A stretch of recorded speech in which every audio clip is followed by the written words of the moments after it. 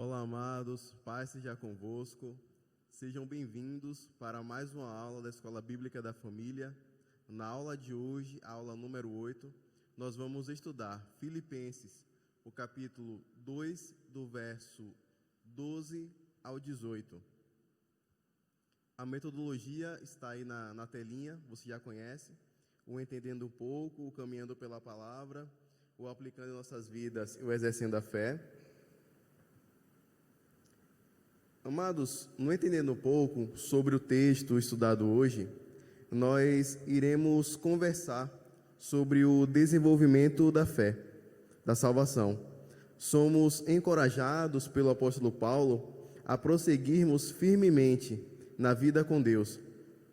Para os filipenses não foi diferente. Eles foram ensinados como fazer para crescer na graça e serem luz em meio a uma geração perversa. Vamos agora para a leitura da palavra, do trecho. Pegue sua Bíblia, seu celular, sua porção da palavra e vamos ler juntamente. Filipenses 2, verso 12, que diz: Assim, pois, amados meus, como sempre obedecestes, não só na minha presença, porém, muito mais agora na minha ausência. Desenvolvei a vossa salvação com temor e tremor, porque Deus é quem efetua em vós tanto o querer como o realizar, segundo a sua boa vontade.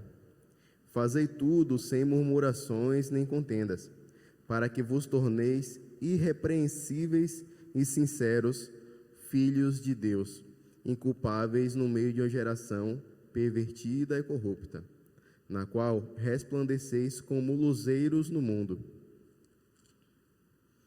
preservando a palavra da vida, para que, no dia de Cristo, eu me glorie de que não corri em vão, nem me esforcei inutilmente.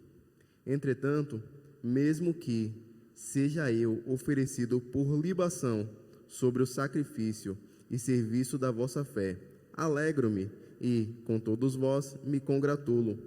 Assim vós também, pela mesma razão, alegrai-vos e congratulai-vos comigo. Aleluia.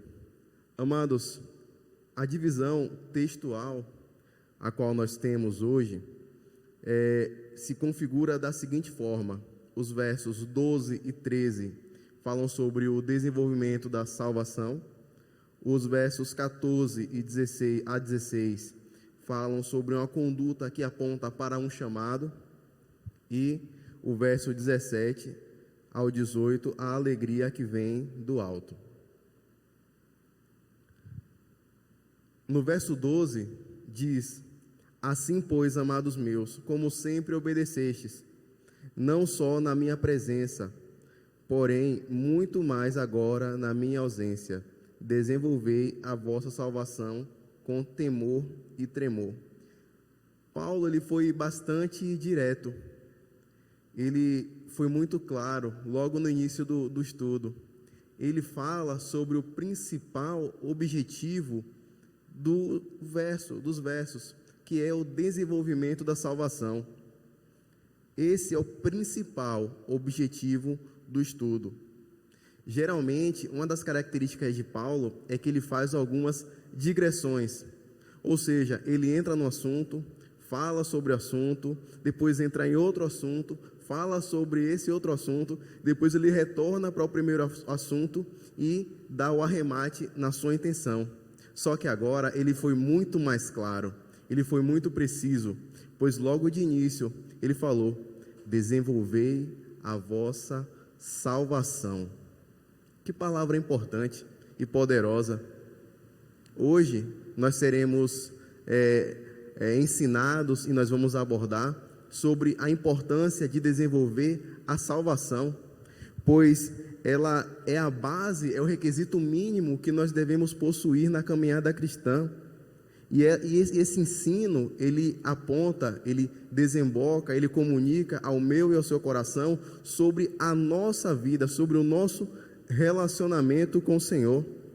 Primeiramente, né? Quem tem noções básicas de primeiros socorros entende que quando você vai prestar um atendimento, em primeiro lugar tem que estar a sua segurança.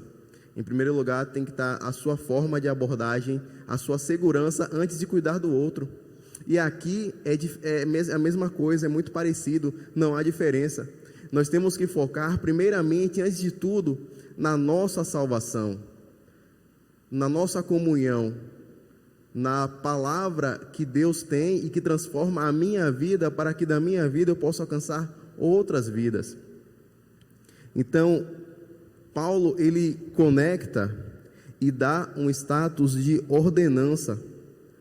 Quando Paulo fala, assim pois, esse simples assim pois é uma referência ao que nós estudamos no verso anterior, de modo que em Filipenses 2, do 5 ao 11, Paulo, ele dá o exemplo de Cristo como uma forma de conduta.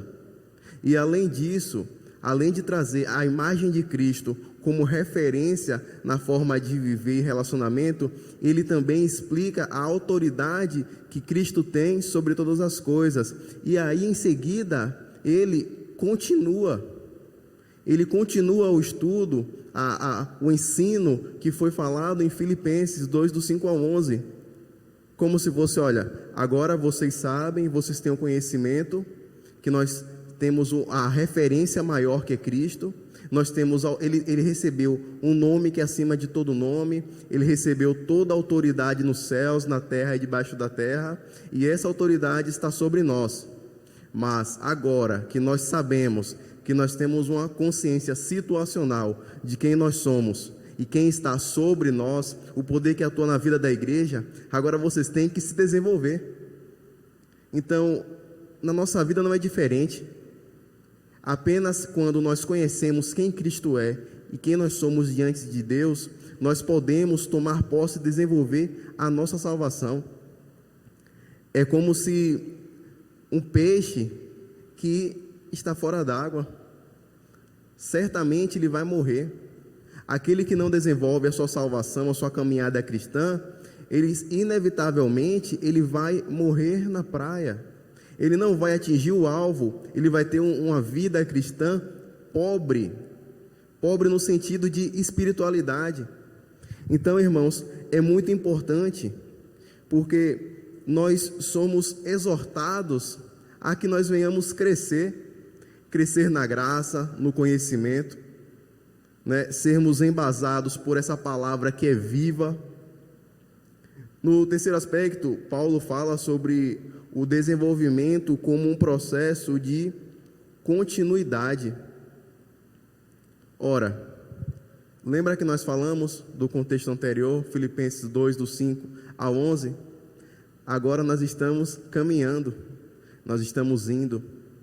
Lembra aquele verso, quando os dois discípulos estavam no caminho de Emaús, que eles estavam caminhando e discutindo sobre o que tinha acontecido em Jerusalém, até que o Senhor aparece do lado deles e começa a conversar com eles? Assim é a nossa caminhada. Nós não estamos sozinhos. Enquanto a Bíblia diz que um abismo, ele chama outro abismo, ou seja, o pecado, o erro, ele vai, por consequência, aumentando e caminhando para piorar. A salvação, a graça de Deus, quando ela nos atinge, quando ela chega até nós, quando nós recebemos a graça do Senhor, nós somos levados de glória em glória, de vitória em vitória.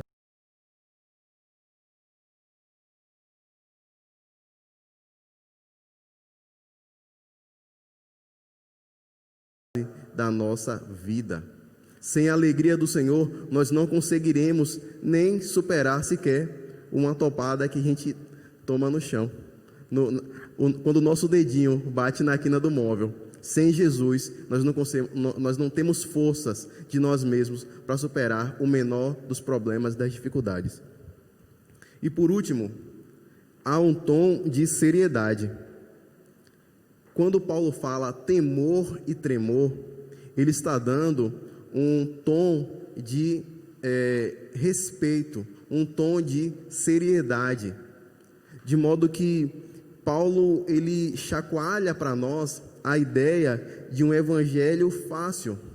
Ele desencoraja, ele fala, olha, o evangelho não é um evangelho de facilidades, ou como alguns dizem, de prosperidade. Não, o evangelho é o evangelho do reino, e ele não é focado na minha e na sua possibilidade, ou na minha e na sua esperança de facilidades. Não, ele é focado na obra de Deus.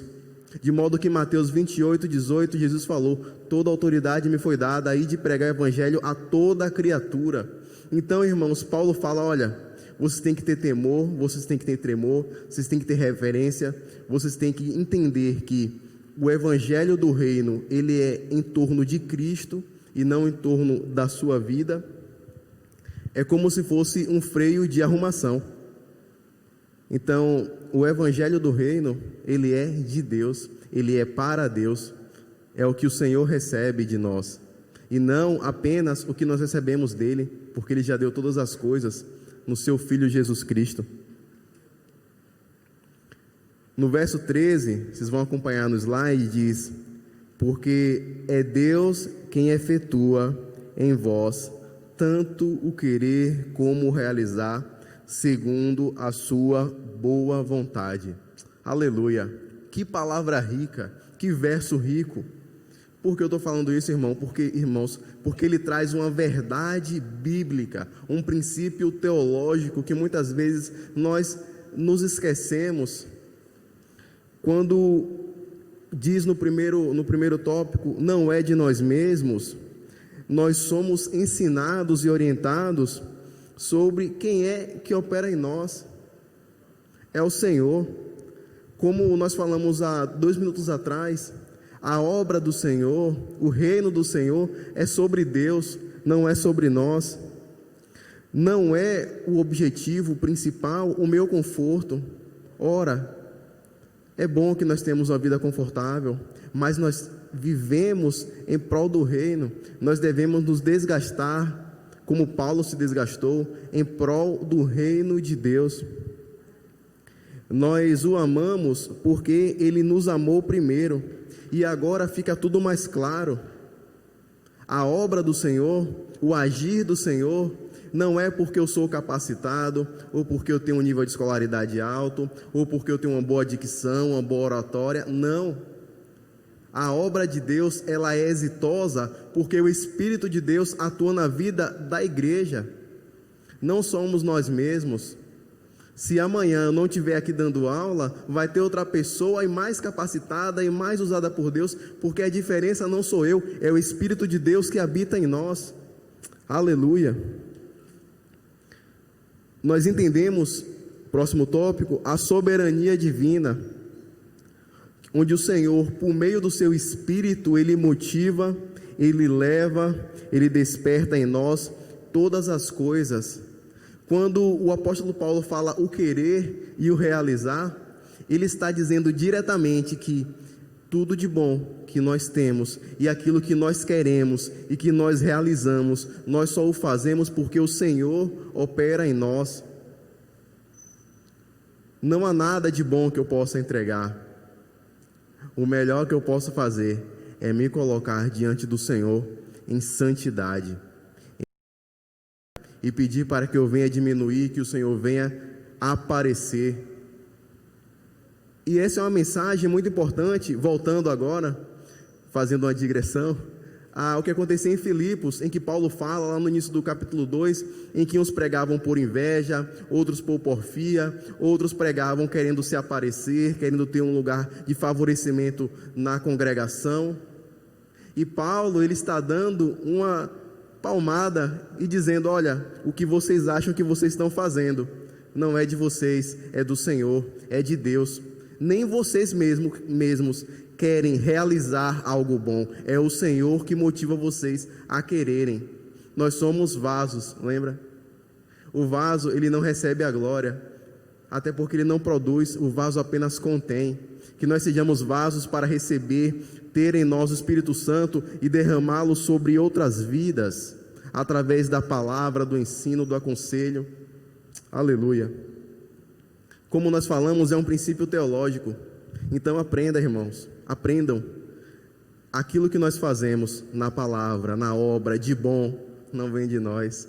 O querer fazer a obra é semeado pelo Senhor. A Bíblia diz que a nossa natureza é terrena e diabólica, a natureza do homem. Mas em Cristo nós temos vida. E o Espírito Santo que em nós opera nos motiva a fazer a obra. Então não é de nós. Vamos correr, porque o tempo não nos permite. Como eu falei anteriormente, era um princípio que ia de encontro à igreja. Nos versos 14 e 15, diz: fazei tudo sem murmurações nem contendas, para que vos torneis irrepreensíveis e sinceros, filhos de Deus inculpáveis no meio de uma geração pervertida e corrupta, na qual resplandeceis como luzeiros no mundo. Então, Paulo ele fala duas atitudes, que transformam e evidenciam. A primeira atitude que ele fala é: não murmureis, sem murmurações. Irmãos, o que é murmurar? Murmurar é um vírus, pior do que o coronavírus, que passa de pessoa para pessoa, e quando você menos espera, o ambiente todo está contaminado. Lógico, essa não é a definição real, é a definição prática, porque a murmuração, ela é a reclamação, e assim como um vírus, ela contamina as pessoas, ela prejudica. Observe quantas vezes, faça uma reflexão, quantas vezes você estava em paz, estava quieto, estava com o Senhor, ou então estava até assistindo televisão, num momento de lazer, e aí chega uma pessoa e começa a reclamar: rapaz, o governo está assim, assim, assim, não porque no trabalho, não porque, rapaz, a minha esposa, ela não... Quando você menos espera, você já está, você estava em paz. Você para e pensa: rapaz, não é? Meu Deus do céu, aquele irmão, só Jesus na causa. Então, meus queridos, a murmuração é como um vírus, é muito pior, porque o vírus ele pode matar o nosso corpo, mas a murmuração, que é pecado, ela nos leva para a morte espiritual, ela nos afasta do Senhor, e Paulo fala: não murmureis. A Bíblia diz em Hebreus 3, 10 ou 3, se eu não me engano: exortai uns aos outros no tempo que se chama hoje, para que não sejais cegos pelo engano do pecado. Então, quando alguém vier murmurar, vier ou fofocar, que também é muito parecido, repreenda com amor. Falou, meu irmão, você já leu a palavra hoje? Com amor, para não ter problema. O segundo aspecto é a contenda. O que é contender? A contenda é o antônimo, é o oposto, a mansidão. E aquele irmão que gosta de contender, que gosta de, no popularmente dito hoje, como jovens, entre os jovens, é a treta. Vamos evitar a contenda, vamos evitar as tretas, vamos evitar as conversações que vão encaminhar para uma discussão, para uma briga, uma dissensão entre os irmãos. E no próximo slide é uma conduta que se parece com quem em nós opera. E aí Paulo fala para que a gente venha se tornar, primeiramente, irrepreensível.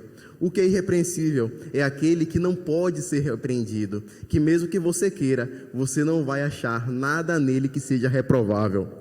O segundo aspecto é que a gente venha ser sinceros diante do Senhor e diante dos homens, que na nossa palavra, no nosso agir, a verdade, ela venha imperar.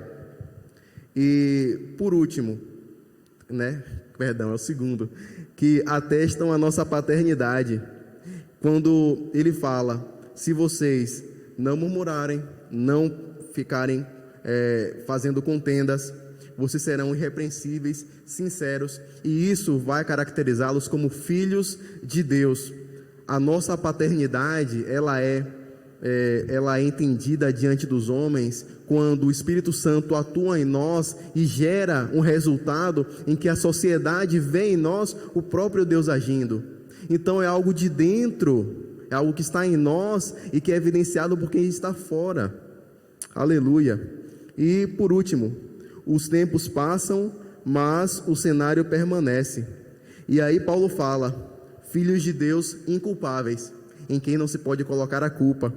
Então, no meio de uma geração corrupta, que eles viviam, que eram aqueles tempos. Aqueles tempos passaram, mas o permanece porque nós vivemos em meio a uma geração corrupta do mesmo jeito ou até pior. Então, ao invés do jeitinho brasileiro, vamos ter, amados, um jeitinho de saleiro, que é quando Paulo fala que nós teremos que ser luz do mundo. E aí nos remete ao que Jesus falou, que nós temos que ser sal e luz. Ao invés do jeitinho, vamos ser sal, vamos salgar, vamos ser luz, vamos iluminar. Essas são atitudes comportamentais, são atitudes que falam sobre a minha natureza e a sua natureza, mas que podem evidenciar a graça de Deus ou não. Então, vamos transformar atitudes comportamentais negativas em atitudes, com perdão da palavra, graçamentais. Vamos trazer a graça de Deus como evidência de comportamento e resultado na sociedade. E isso vai nos fazer irrepreensíveis, sinceros, como filhos de Deus e inculpáveis. Será que a sociedade não precisa de pessoas assim?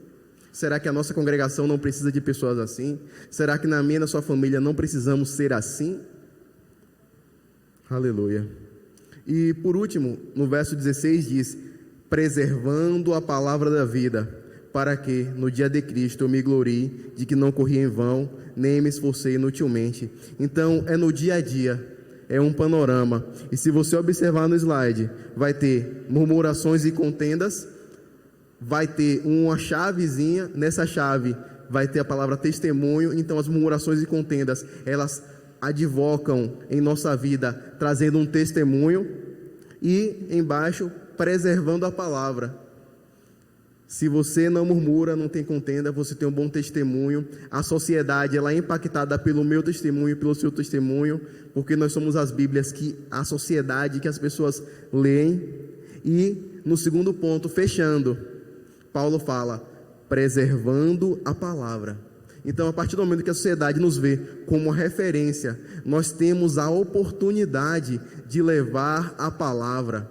Assim como Paulo fala com Timóteo: Timóteo, pregue em tempo e fora de tempo, exorte, repreenda com a sã doutrina, com a palavra que o Senhor te dá. Então, quando nós causamos essa visão na sociedade, nós temos a oportunidade de levar a Cristo.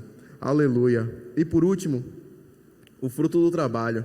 Quando Paulo fala que eu me glorie, que não corri em vão, que não me esforcei inutilmente, é natural. Todo aquele que nasce de novo e se entrega à obra de Deus, ele quer ver o fruto do seu trabalho. Mas o sentido não é o fruto do que ele fez, mas o fruto do que o Senhor fez através dele. E esse é o diferencial e a segunda palmada que Paulo dá àqueles irmãos lá em Filipenses 2, que eram cheios de si, que queriam aparecer. Ele está dizendo: olha, eu corri inutilmente, mas o sentido original é que o Senhor, ele agiu na minha vida, e não que eu venha ter alguma glória em virtude disso.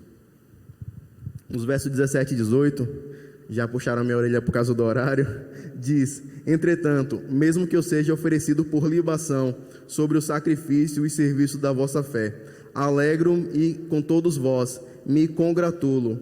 Assim também vós, pela mesma razão, alegrai-vos e congratulai-vos comigo. Então, nós podemos entender, como diz aí no primeiro tópico, a maior oferta. Ora, quando Paulo fala, seja oferecido por libação, nós temos que voltar alguns 1000 anos atrás. Lá em Êxodo, se eu não me engano, Êxodo capítulo 28, em que Moisés ele orienta como deveria ser a continuidade das ofertas, como deveria ser a liturgia dos sacrifícios. E aí ele fala que pela manhã seria feita a libação. A libação era uma oferta de derramamento do vinho, em que aproximadamente 1 litro de vinho, ele era ofertado, do melhor vinho, ele era ofertado no altar ao Senhor. Então, quando Paulo fala, eu seja oferecido por libação, ele estava querendo dizer, mesmo que eu derrame a minha vida em prol do Evangelho, eu irei a serviço da nossa fé, eu irei me alegrar. Aleluia. Que expressão linda. aquele que derrama a sua vida em prol do reino e o faz com alegria. Que exemplo, amados, ele está falando para nós e falou para os irmãos de Filipos. A alegria que vem do alto é o próximo tópico. E você poderia racionalizar uma pessoa que sofre perseguições, naufrágios, que apanha, que foi dado como morto, que desceu da fortificação de Jerusalém em um cesto, que sofreu 2 naufrágios, foi picado por cobra, e mesmo assim ele fala: eu me alegro, eu me desgasto. Então, o único motivo, a única justificação para o que Paulo tinha e como ele agia é o sobrenatural. É a alegria que vem do alto, e essa alegria que vem no alto, ela pode operar e opera na minha e na sua vida, e é um diferencial. E Paulo os encoraja a não se entristecer, quando ele fala: assim vós também, ou seja, vocês, irmãos de Filipos, pela mesma razão, pelo mesmo motivo, pelo motivo de eu estar me entregando, de estar à posse dos romanos, estar preso e estar na iminência de derramar a minha vida por amor a vocês, que isso não seja um motivo de tristeza, mas seja um motivo de alegria. Então, mesmo com todas as dificuldades, ele queria que os irmãos se alegrassem na sua iminente entrega, e ele fala: congratulai-vos comigo. Aleluia. Vamos convidar o Wanderson para o Exercendo a Fé. Bom dia, amados, graça e paz. Eu estou conduzindo o quadro Exercendo a Fé. Como está sua caminhada em Cristo? Devemos buscar um crescimento espiritual diariamente. A minha está bem, eu leio a Bíblia 2 vezes ao dia, oro 3 vezes, jejum 1 vez por semana. E eu pergunto, e a sua, como está? Vivemos tempos difíceis, onde as pessoas têm olhado cada vez mais para dentro de si. Será que não está, neste exato momento, naquele vizinho, amigo distante ou colega, uma oportunidade que tanto aguardamos para levá-lo a Cristo? A Bíblia diz que a palavra de Deus nunca volta vazia. Nós falamos e o Espírito Santo faz a obra. Tem uma frase que eu me lembrei que ela diz que nós carregamos o material e o Espírito Santo constrói a casa. Às vezes as respostas a algumas perguntas até que nós temos ou alguma luta que enfrentamos são encontradas vencidas a partir do momento em que paramos de procurar as respostas em nós mesmos e passamos a buscá-las em Deus. Podemos encontrar todas as respostas que nós precisamos na Bíblia. Deus vai nos ajudar em nome de Jesus. Que Deus abençoe e até a próxima. Amém, Wanderson, obrigado. Aplicando em nossas vidas, quais foram as lições aprendidas hoje? O que o Senhor falou ao seu coração? Você tem prosseguido em conhecer ao Senhor e fazê-lo conhecido? E por último, a frase, como de costume, que diz: a confissão pública de fé e o batismo são os primeiros ladrilhos da estrada que nos leva à nossa moradia com o Pai na eternidade. Frase autoral. Que Deus os abençoe.